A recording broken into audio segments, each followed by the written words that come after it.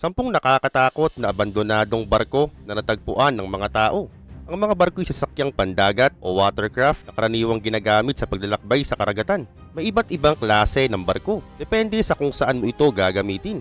Oo, gaya nito. Ito ang cargo ship na kung saan ginagamit ito para magdala ng mga kalakal, containers, kahoy at iba pa. At meron din tayong container ship na ginagamit naman kadalasan sa pag-import at pag-export ng mga bagay na galing sa ibang bansa.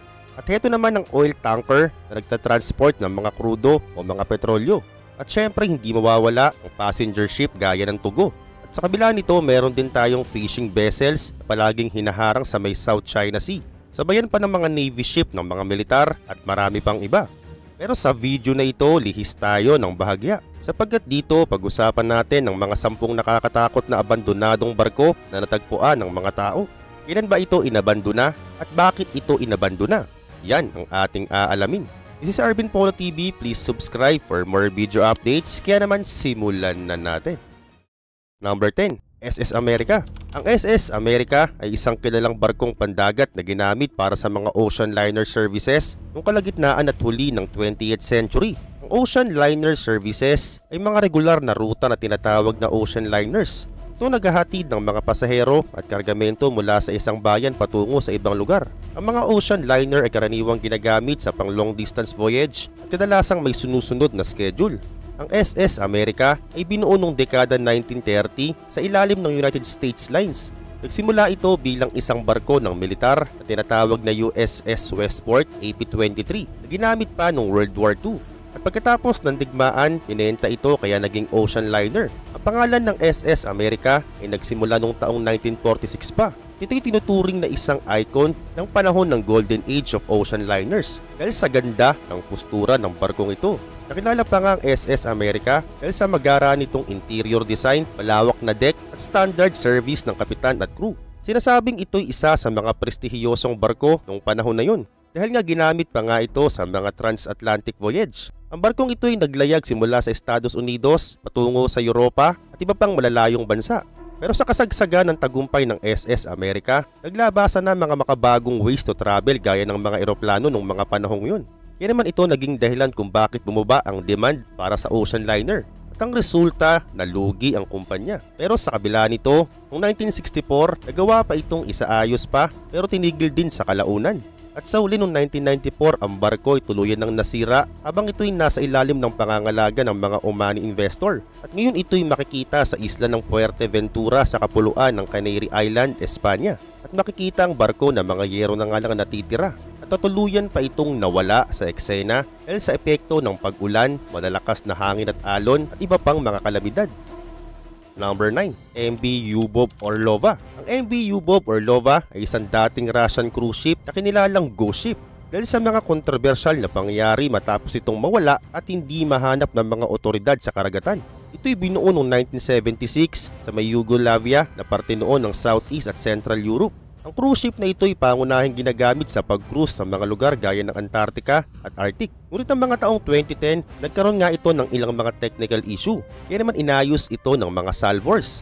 Ang may-ari ng barkong MV Lyubov Orlova ay hindi nabayaran ng labor cost at materyales. Kaya naman ang resulta kinuha na ito ng mga salvors para maging pambayad sa kanilang serbisyong hindi binayaran.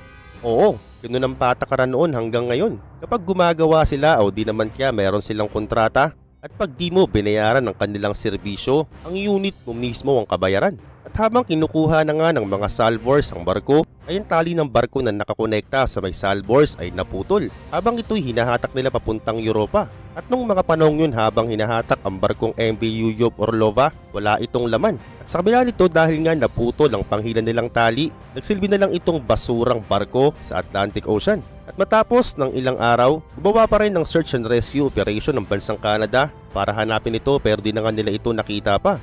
At sa uli ang kasaysayan ng MV Lyubov Orlova ay nagbigay inspirasyon sa mga urban legend at mga kwentong may kinalaman sa mga ghost ship sa karagatan. Number 8. RMS Queen Elizabeth. Ang RMS Queen Elizabeth ay isang sikat na barkong pandagat na pagmamay-ari ng Cunard Line. Ang Cunard Line ay isang prestiyosong kumpanya sa cruise at paglalakbay. At isa ito sa mga pinakamalalaking ocean liner na nilunsad noong panahong yun. At gaya ng SS America, ang RMS Queen Elizabeth ay tinuturing din na isa sa mga iconic ships ng ika-20th century. At ang pangalan ng barko ay sinunod kay Queen Elizabeth na siyang reyna noong mga panahong yun. At ang barkong ito ay ginawa pa noong 1930 at talaga namang sumikat nga ito sa mga biyahero dahil sa taglay nitong tigas. At noon din pansamantala itong ginamit noong panahon ng World War II para magsilbing transport service. Pagkatapos ng digmaan, binalik ito sa Cunard Line na ginamit namang muli bilang isang transatlantic voyage. Ang transatlantic voyage ay paglalakbay ng isang barko na dumadaan sa Atlantic Ocean at iikot sa mga bahagi ng Arctic at Europe patungo sa bansang Amerika.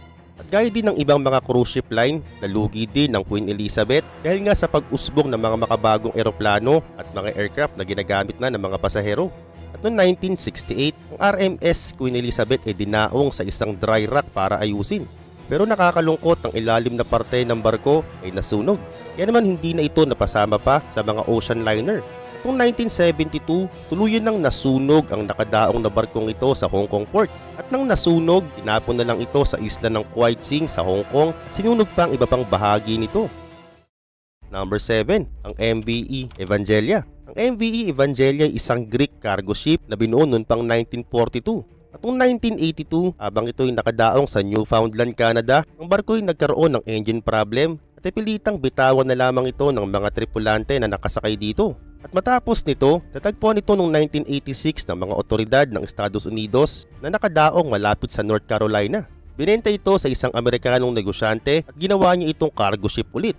At sa uli ang MV Evangelia ay nagpatuloy sa paglalakbay bilang isang barkong pangkargamento at makalipas pa ang ilang taon, nagretiro na ito at dinaong na lang sa may port ng Piraeus sa bansang Greece noong mga huling bahagi ng 1990s.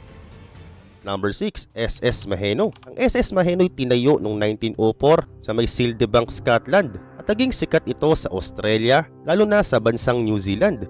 Ito'y unang sinakyan bilang pangpasahero at ginawa pa itong kargahan ng kargamento noong dekada 1900. At malimit pa nga itong gamitin sa ruta pa Sydney, Australia patungong New Zealand at vice versa. At gaya din ng ibang barko, ang SS Mahino ay isa ding ginagamit na transportasyon ng World War II. Pagkatapos ng World War II, bumalik muli ito sa regular niyang biyahe na cruise. Pero noong 1935, habang ito'y patungo sa Sydney mula sa New Zealand, napilitan itong bitawan dahil sa malakas na bagyo. At sa kabila ng pagsisikap na sagipin ito, pinapunta ito sa Fraser Island sa Queensland, Australia. At dahil nga sumadsad na sa may pangpang ang barko, hindi na ito pinilit pang ibalik sa dagat. At ang resulta sa ngayon, naging isa na nga lang itong tourist attraction. Number 5, MV Alta. Ang MV Alta o Tanager Alta ay binuo noong 1976 sa Norway. Ginamit nga ito bilang isang merchant ship. At noong taong 2015, nilagyan pa nga ito ng automatic identification system para matarak ang paggalaw nito. Ang automatic identification system ay isang technology system na ginagamit sa pag-navigate ng barko sa karagatan. Isa itong importanteng tool sa maritime industry para mapanatili ang kaligtasan ng mga barko. Pero noong 2017, inalis na ang system na ito sa barko dahil nga nabalitaan na marami ritong ginagawang iligal ang mga tao.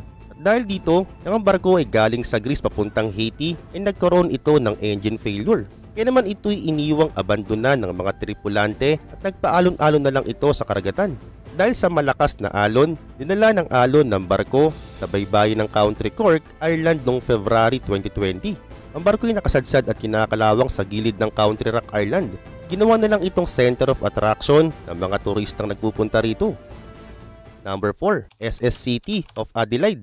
Naitayo ang SS City of Adelaide noong 1863 sa may Sunderland, England. Original itong ginamit bilang isang sail and steam na barko para sa mga biyaherong pandagat.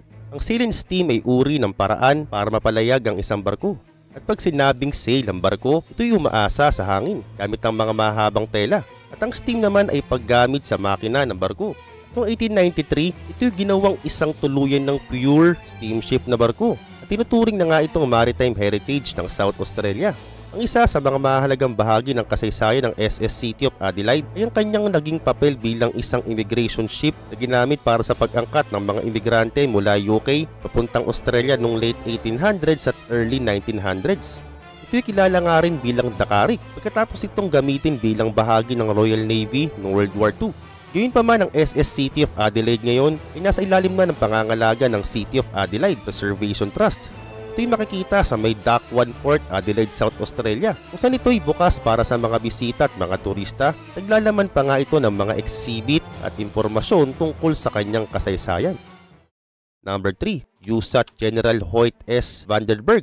Ang barko na ito ay isang kilalang barko na ginamit sa militar, pinangalan sa isang general na si Hoyt S. Vandenberg. Ang barkong ito ay isa sa mga barko na ginamit ng Estados Unidos noong World War II. Dagdag pa rito noong 1943, ang barko na ito ay ginamit para sa mga military transport services ilalim ng US Army Transportation Corporation. Pagkatapos ng digmaan, ang barko ay ginamit para sa mga civilian gaya ng cruise ship service. Noong 1961, ito sinailalim sa pagsasaayos at modernization at ang naayos nagkaroon nga ito ng bagong pangalan na USS General Harry Taylor AP-145. Gayunpaman, pagkatapos ng mahabang panahong pagsisilbi nito ay nagretiro na siya. Naging isa na nga lang siyang artificial reef sa Florida Key National Marine Sanctuary. Number 2. SS Airfield. Ang SS Airfield ay sikat ngayon sa tawag na The Floating Forest na makikita sa Homebush Bay, Sydney, Australia. Ang barko na ito ay tinayo noong 1911 sa England at unang ginamit bilang isang kargamentong barko. At sa panahon ng ikalawang digmaang pandaigdig, ito ay ginamit para sa mga military transport services at binalik ito sa commercial ship pagkatapos ng World War II. Matapos ng mahabang panahon, binenta ito para gawing barkong nag-aangkat ng mga gamit sa pagmimina. Ito'y nananatiling maganda dahil napapalibutan na ito ng mga mangrove. Naging isang tourist attraction na din sa lugar ng Homebush Bay sa west part ng Sydney, Australia. Ang pinakahuli, number 1, MV World Discoverer. Ang barko na ito ay tinayong noong 1974 sa Germany. Tinuring ito na isang maliit na luxury cruise ship. Ang barko na ito ay kilala sa kanyang pagnanais na dalhin ng mga pasahero niya sa mga lugar na hindi pa ganong kilala o napupuntahan ng mga ibang barko. At noong April 2000, habang ito ay nasa isang biyahe sa Solomon Island, ang MV World Discoverer ay tumama sa malalaking bato at ito ay nagdulot ng malaking pagkasira sa ilalim niya. Kaya naman ang MV World Discoverer ay iniwan na lang sa lugar kung saan ito nasira. At ito hindi na nga tinangkang ayusin pa, kaya naman napagpasyahan na lang na iwan ito ng mga tao. At sa ngayon, isa na nga lang siyang natural na atraksyon na tinatawag bilang isang wreck tour sa mga turistang nabisita sa may Solomon Island.